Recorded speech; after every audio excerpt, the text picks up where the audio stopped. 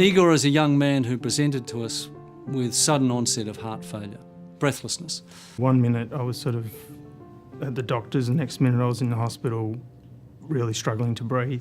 We don't anticipate young people getting heart failure, but he did.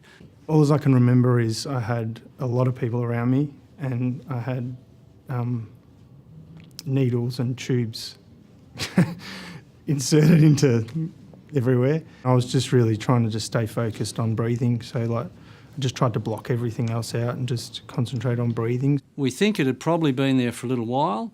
He got a viral infection in the chest that probably triggered it to come out, but not the underlying cause. I got a ICD implanted the day before, 2 days before I was discharged.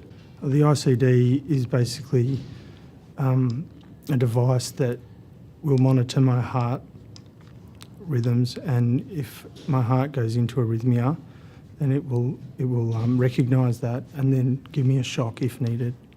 I think I had to stay pretty strong because Lauren gave birth a few weeks after a week after I got discharged.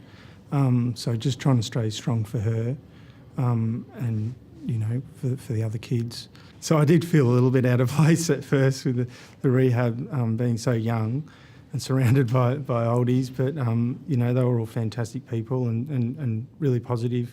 And just to hear other people's story of where they'd come from and, you know, how just doing the rehab and diet and fluid restrictions really does help. It was hard, frustrating, you know, to not be able to sort of walk more than, you know, 100 metres without having a rest.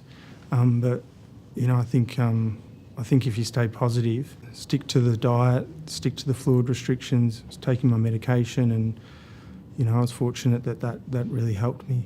3 months after I was diagnosed with cardiomyopathy, we made a move to the country, which has been a big help for all of us, for Lauren and myself. Every time I see the cardiologist at the Alfred, he emails through a report to my GP.